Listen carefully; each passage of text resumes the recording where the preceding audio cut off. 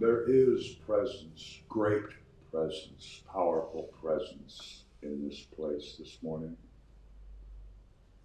Every one of us, as we came in and sat down while Wayne was playing his wonderful music this morning, his prelude, every one of us became aware of our higher self. The best we had within us, we became aware of that. Maybe it was subtle, but when you sit down in this room, you feel differently. You're aware of different things about yourself than you are when you're standing over having coffee. And this morning, when we get up and hug each other or shake hands, just be aware that person you're hugging or shaking hands with or greeting, they're here in their finest isness. They are. And take advantage of that. Feel their wisdom and their love and their joy. And let it be part of your energy. It is, whether you know it or not, but be aware of it today. The sun is shining, and every one of us chose to be here. And as we sit here, we are wide open to share, to give, and to receive. And let's be aware of that when we hug each other this morning. And so it is.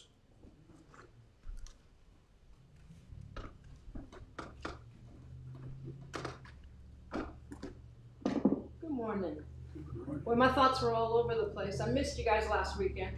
I am a member of Recovery Community, and they have their annual convention on Easter weekend because the rooms are cheaper. And so we're frugal that way, and that way more people can go. So I did miss you, but my theme, when Pat asked me, something that's been running through my mind this week has been community.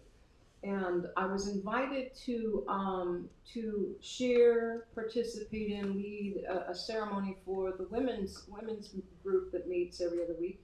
And my head went off not good enough, right? And one of the things that went in my mind, I really am grateful that one of the women reminded me, because my language said, I'm here to give you your ceremony. And she reminded me that it's our ceremony.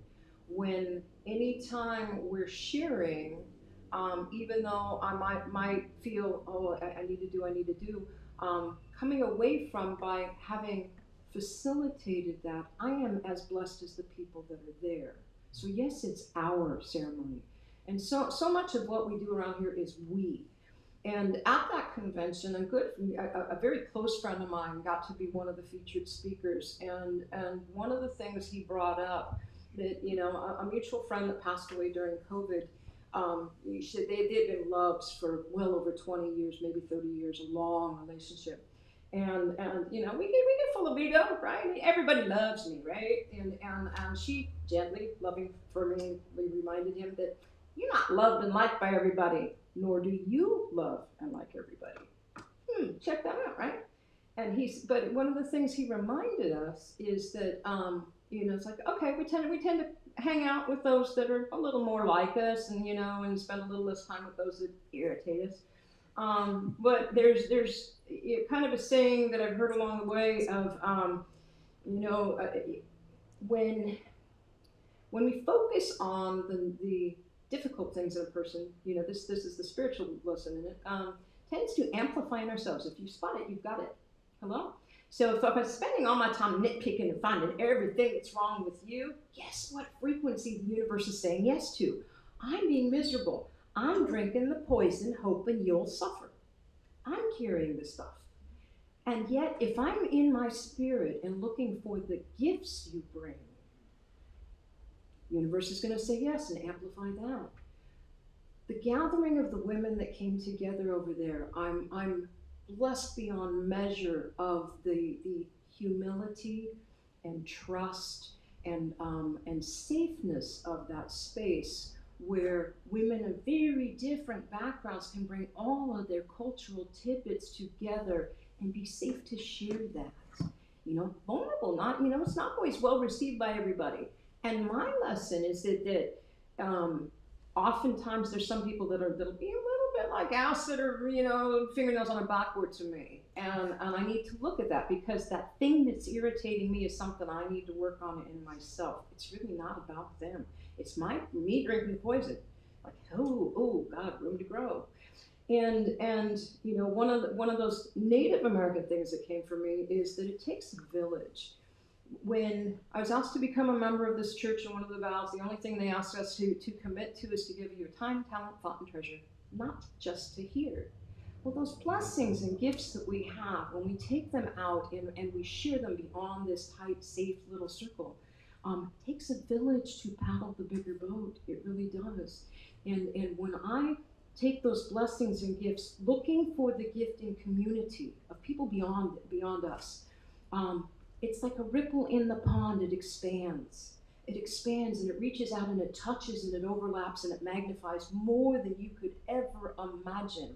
And there I am, getting my banquet filled at a much larger table out in that community. And so those blessings magnify and are expanded. You know, what we have here, this consciousness of we, the most beautiful thing in the world.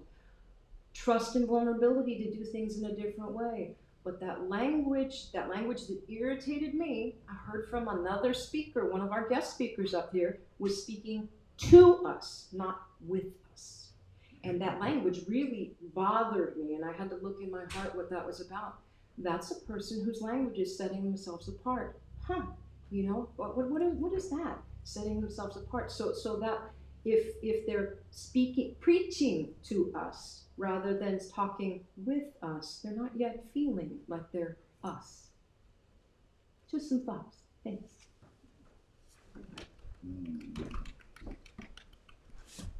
Very well done, young lady. Thank you. Good morning.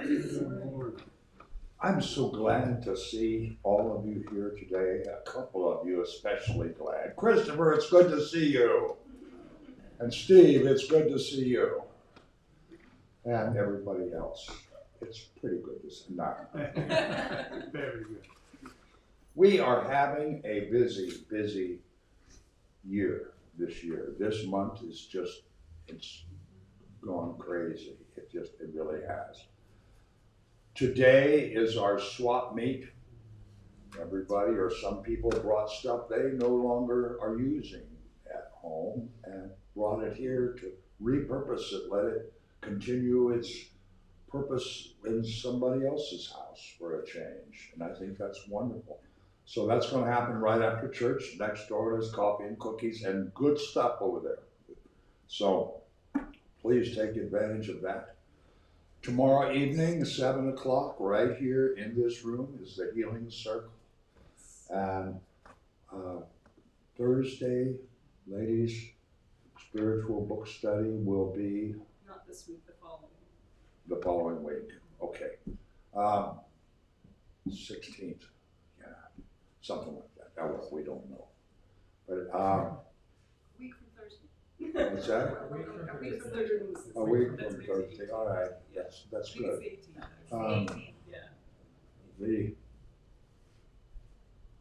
I had something I was going to talk about. Oh, the 13th, next Saturday, about 9 o'clock, we're going to have a work day here. We're going to clean gutters and chop and hack, and a guy is loaning us a chiropractor, and he's actually having somebody from one of his sponsees going to bring, and we're going to clean the gutters with a gutter spoon that goes and cleans the gutter out. We might make some little filter things that go down in the downspout holes, and chop and hack outside. A little progress report. Yesterday, thanks to Keith Johnson, all of the quarter round was removed in the hall where we're going to put our floor down. And this coming Friday, we're going to remove the floor furnaces. Got a couple guys coming in to do that. And then Saturday, Maybe I'm gonna get a little extra paint, maybe we can go around where all the quarter round was removed and touch up a little paint right around the edge in case the new mold we put down doesn't quite cover. So it's just, everything is just going up great. The 20th, a week from next Saturday, 2 weeks from yesterday, at 2 o'clock, we're going to have Pam Bourne's Celebration of Life here. And it'll be at 2 o'clock, followed by a reception next door and a potluck reception. Somebody brings something and we can tell stories about Pam. And I have several. And they're worth listening to and they're worth sharing. So that's on the 20th. Potluck is on the 28th, I think. And there's something, I don't know, it seems like there's something going on every weekend from now through July. It just, my calendar's really full. Picked up another wedding, picked up another memorial. Actually, got 2 more memorials coming in May and June, and it's just. Cabaret is the 28th, that's what, or the 27th, that's what I was thinking. And the Bluebirds will be here. So there's something for everybody all the time. Just, that's what this place is all about. Are there any other announcements? There is, and I won't come out of my head right now, but we'll catch up when we can. Anything else? Then let's stand up and sing Flow, Spirits, Flow, number 251 in the Wings of Song.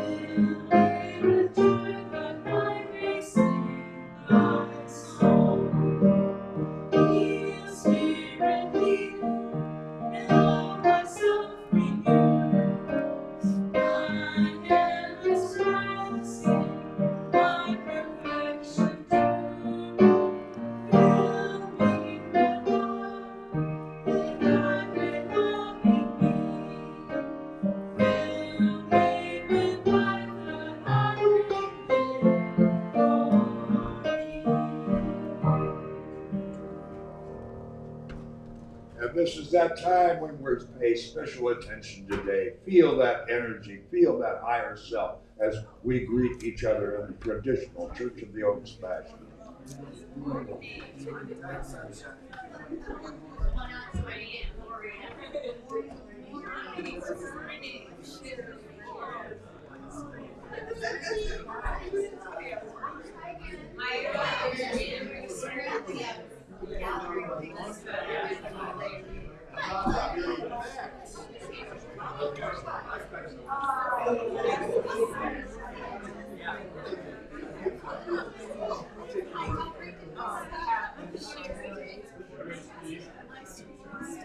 That's just right here.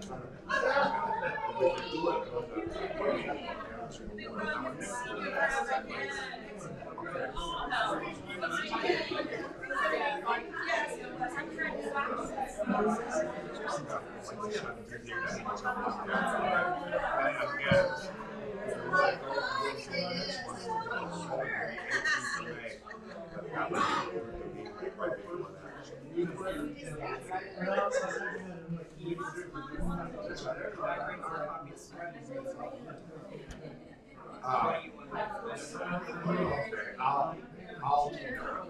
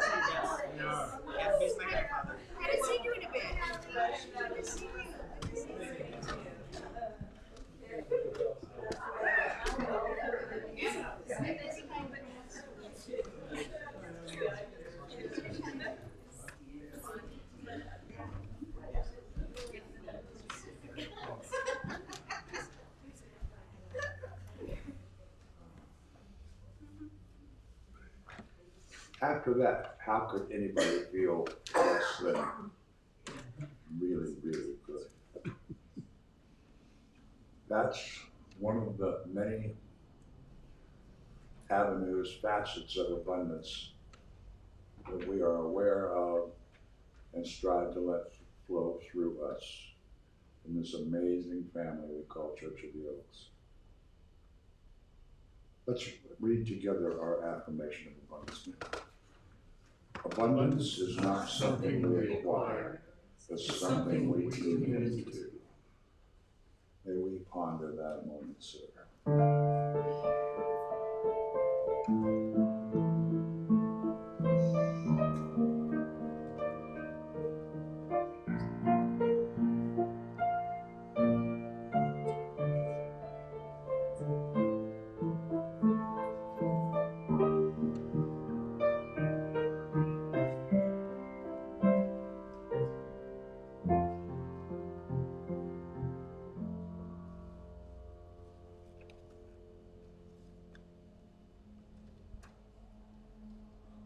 As we prepare ourselves for our practice this morning, there's a song I release and I let go. If you open your songbook to the very last, the back cover, open it up.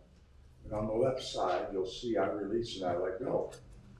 And you'll see somebody took some white out and covered up two little short lines there.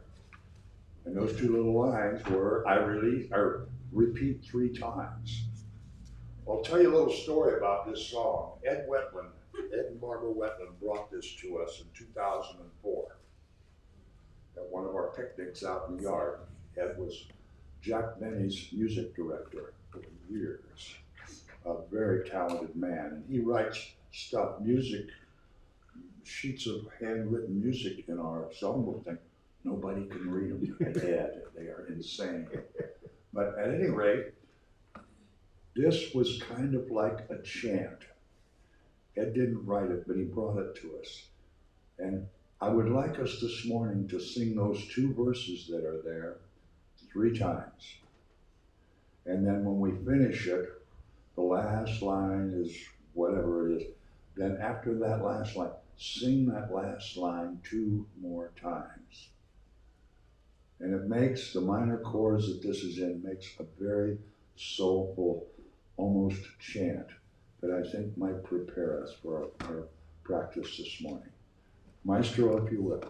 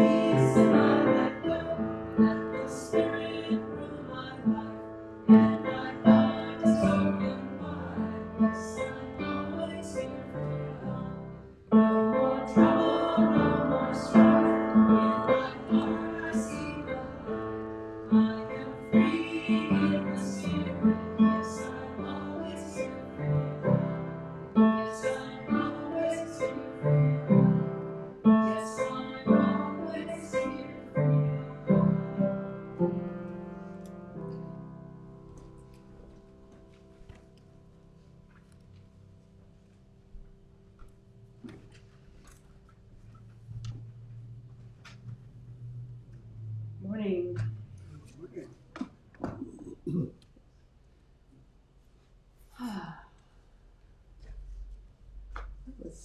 That was special. Let's just stay in the flow of that song for our practice today. What was coming to me as I was thinking about it was Spring is a time of wind.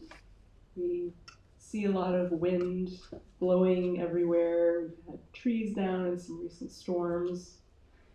And the winds are the winds of change, but they're also the winds of grace. So this is what was coming through to me.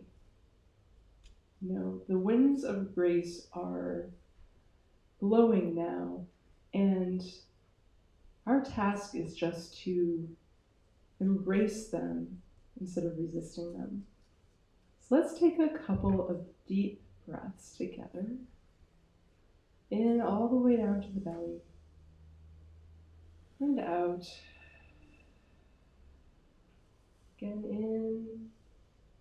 All the way down to your belly. And out.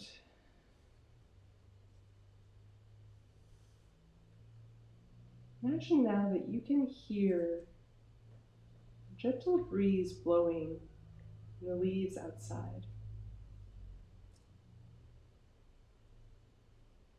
You know that this wind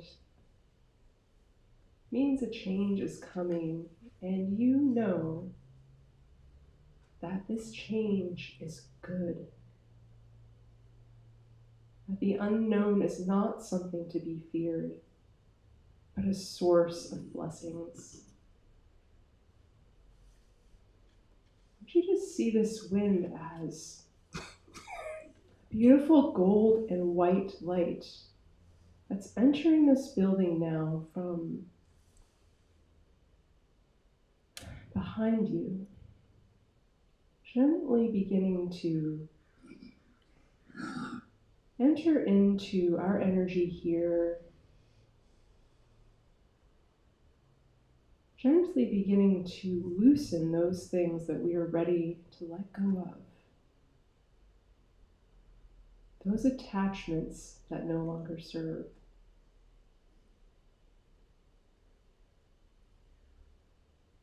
There's such powerful potential for creation in the air right now.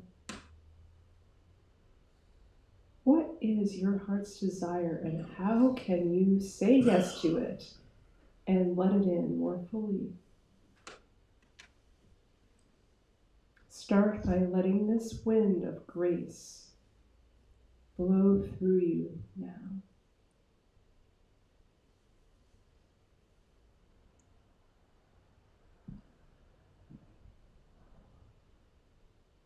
If you notice there's resistance, just notice it and let it go.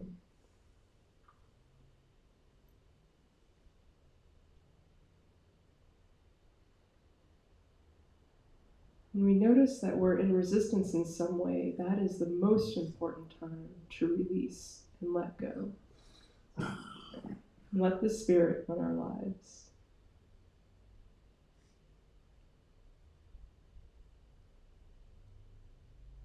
That gold and white wind is still blowing through from the top of this church to the bottom and from one side to the other, cleansing and clearing away everything that we didn't even realize we were holding on to.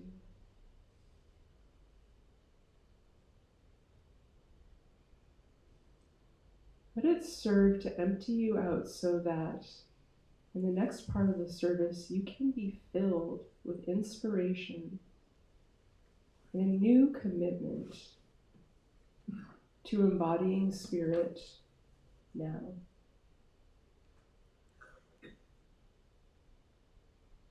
We give thanks, and so it is.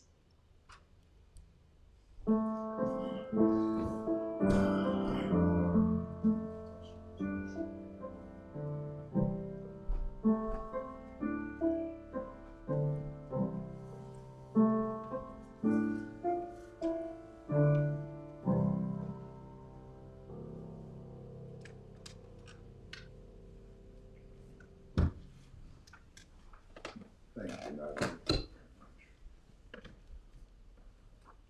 I had it all kind of figured to talk about something else today, and then I got to thinking about our swap meet next door getting rid of stuff. We could talk about attachment. I remember a couple, 3 years ago, I had watched on YouTube or read the book or something that Marie Kondo, Tidying Up, and how most of us have seen a bit of that or read it, and you just go through your whole house and you pick up something, and if it sparks joy in your life, you keep it. If not, get rid of it. And that's maybe not the right course of action for everyone. I watched recently the fellow that started the TV program Hoarders. He did a TED Talk.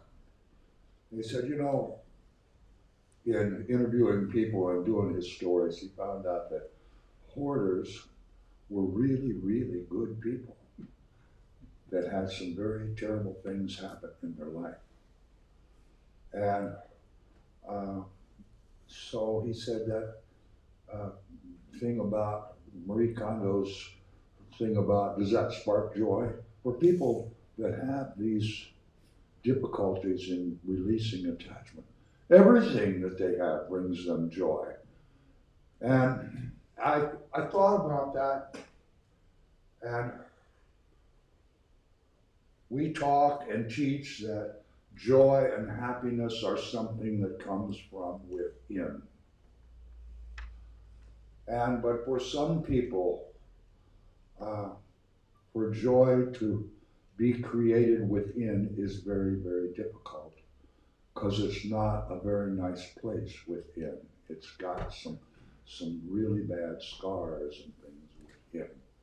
So they have learned over time to experience joy on the outside. And I think all of us can relate to that in some areas of our life. I don't know, has anybody in here ever not experienced any grief or pain or some sort of abuse in one form or another? Has anybody got through free and clear? Because if you do, you're excused. You don't have to go through all this today. We are, as a society, I think, I've got a couple notes written down. I want to make sure I get all of this because it's important. We are the most in debt, obese, unhealthy, the most used of antidepressants and other pharmaceuticals. And we spend more on healthcare, which isn't really healthcare, it is unhealth maintenance, than any nation in the world per capita. So it would seem to me that we have the most difficulty letting go of those things that we are attached to that don't serve us well.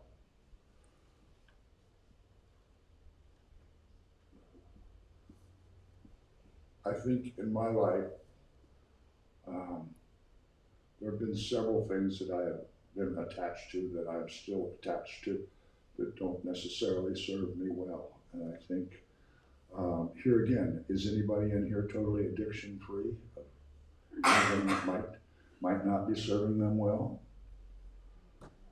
This is a work in progress. We are human beings. Our society has taught us to be afraid and to hang on to stuff.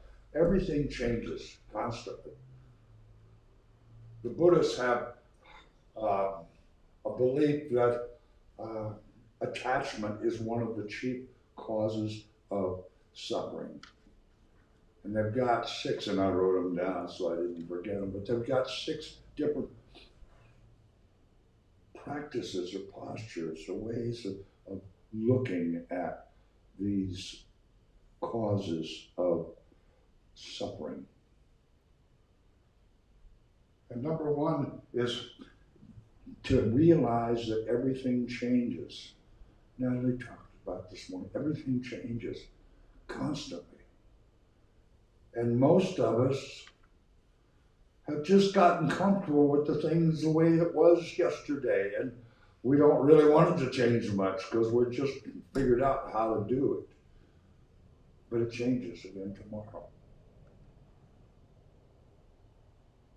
And we resist that change, and even in our own bodies. Our cells change moment by moment. We are not the same people, not one of us, that we were an hour and a half ago or 30 minutes ago. And I don't know why we humans hang on to resisting change the way we do, but all of us do. Me, right here. I love my flip phone.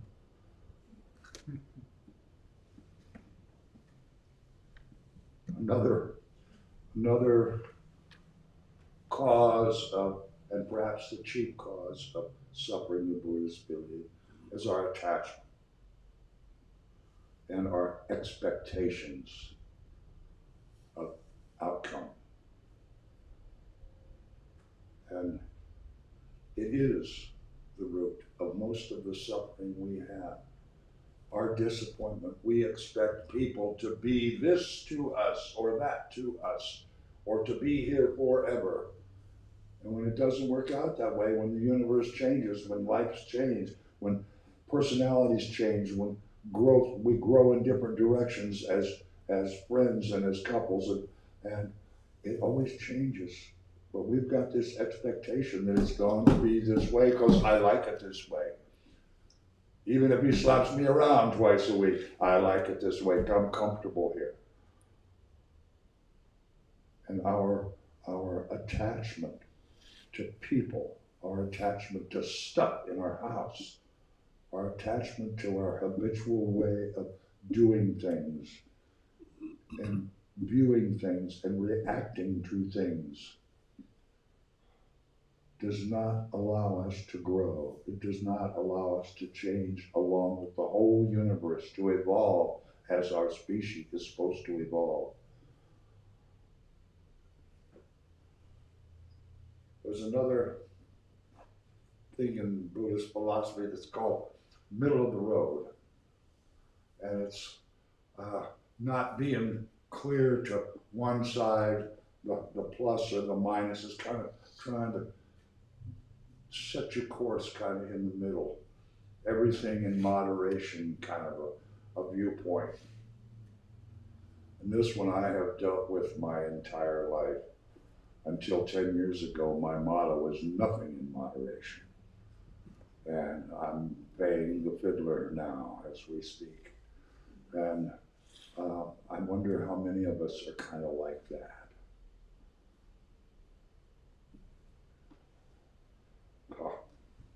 This one, compassion. I think we all have empathy, and I think we all can do kindness and be accepting of others. What's the problem with showing ourselves compassion and kindness and acceptance? I think all of us, nobody talks to us in the rude and disrespectful fashion that we talk to ourselves. Nobody. And why are we so attached to finding fault with ourselves?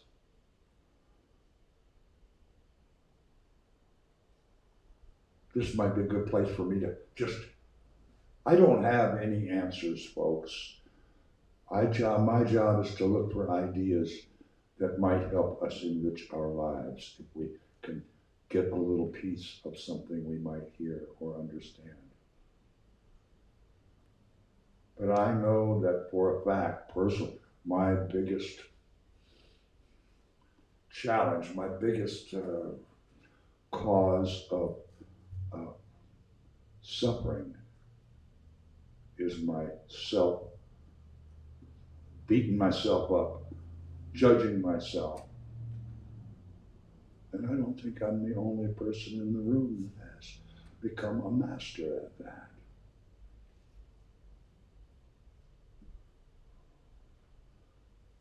We hear a term called mindfulness a lot. Many people have tried to explain it. I think Eckhart Tolle does a good job of it. Ram Dass does a pretty good job of it. It's like being in the moment, just having your awareness and your thought processes focused on this moment, not last week or last year or tomorrow or the day after tomorrow. Sure, we all have to make plans and do, but tomorrow is kind of going to happen because of what we do in this moment. That's the foundation for the rest of our life, is this moment. And if we have the ability to just focus on that and do all the things with this moment that we hear about and wish we could do and want to do and know that that would be the, look for the positive, look for the beauty, look for the value, look for the opportunity to create, the opportunity to step out of your box and experience something new that might be very rewarding. Worst case scenario, you could say, I did that, and I don't think I'm ever going to do that again, but I did it once. You just are smarter than you were. You knew something you didn't know before. And the last thing on this list in philosophy, as far as I is acceptance. We have not too much trouble accepting others. We have a little more trouble accepting the way things are in our world and our life. And we have a great deal of trouble accepting ourselves.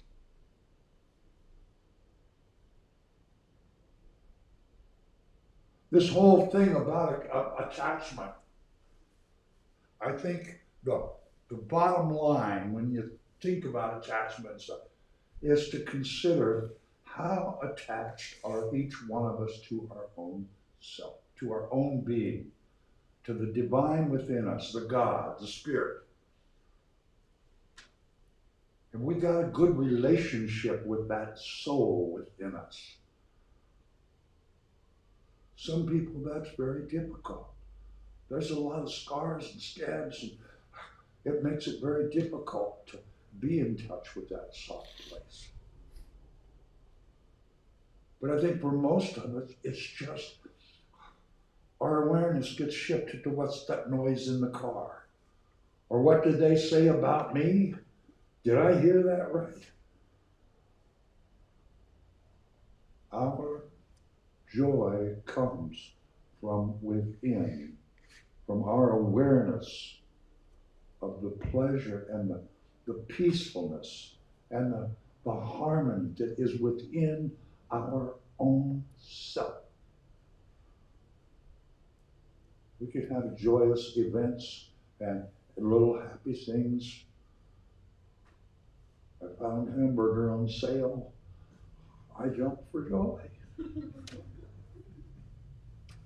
But then when I found out you had to buy 100 pounds, it wasn't such a good deal. That joy was gone. But the joy we have from the point of when we finally recognize, we're finally able to look inside and say, that old guy's got a bumpy road that he runs up and down every day, but I think it's kind of cool how he works at being the best he can be.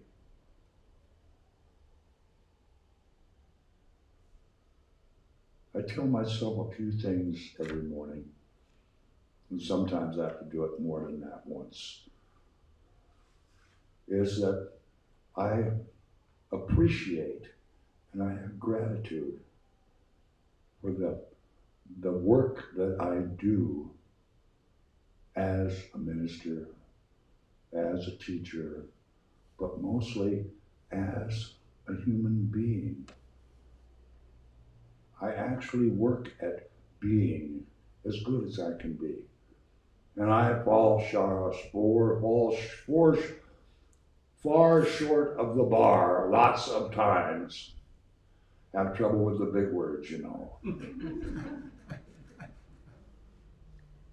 But I appreciate the effort that I put forth in being aware and letting me be in real time the best I can be.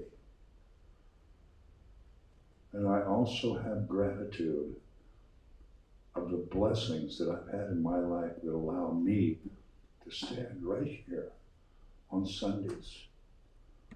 I'm the most fortunate human being that I have ever known. And I've said that over and over, and that's my mantra every day. That gratitude.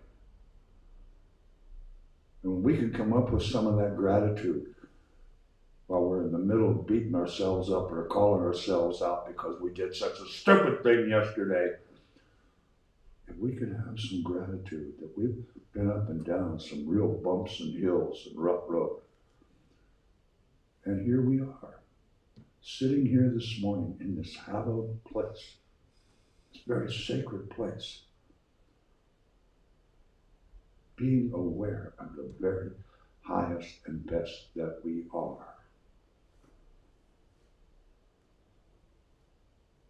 In that awareness, we might be able to shed some of the things that we've been attached to. It doesn't hurt for us to take a little inventory once in a while. Like those of you that brought stuff to share next door today, you took a little inventory. Did that bring me joy? Well, it did for a while, but I got so much other stuff that just tickled me to death that I'm just going to let this pass. Let somebody else appreciate owning it and using it. Again, my dear, dear family, I don't know the answers, but I know that there are things that we can do to just make a little adjustment once in a while. Maybe not be so hard on our own self. Treat ourselves as nice as we treat the person sitting next to us in the pew this morning. Wouldn't that be different? Really consider that. We treated ourselves only as nice as we treated other folks. Wow. I think life would definitely be enriched for every one of us.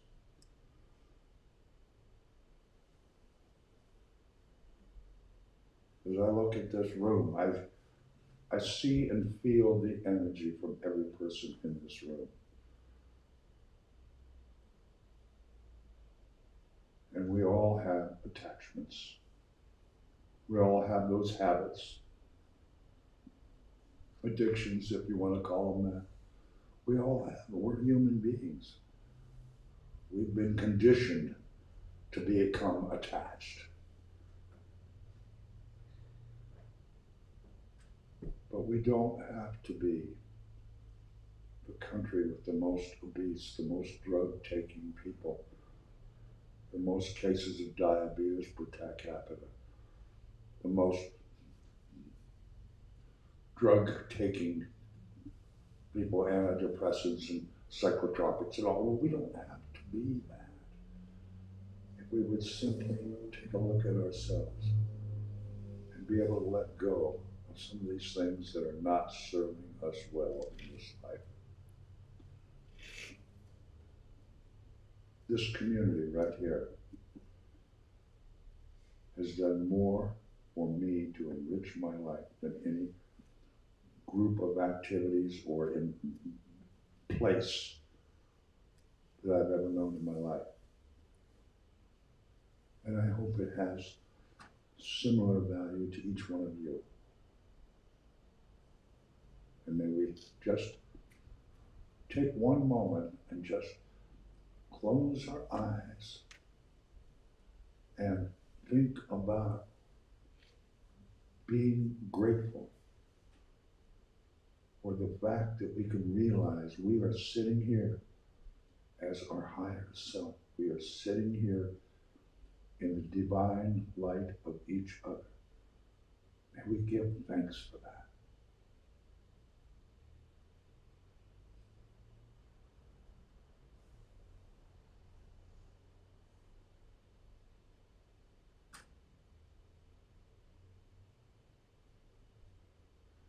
all find the courage and the will and the desire to release and let go and make room for something new and wondrous in our lives.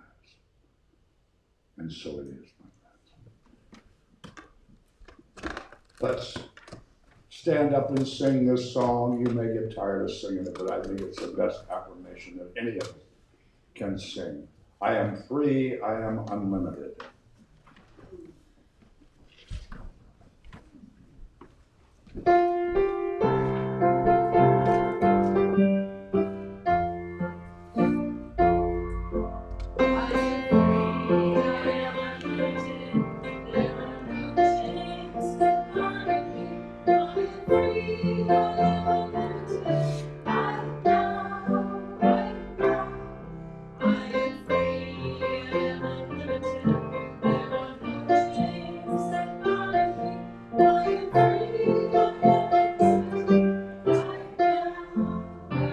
One more time.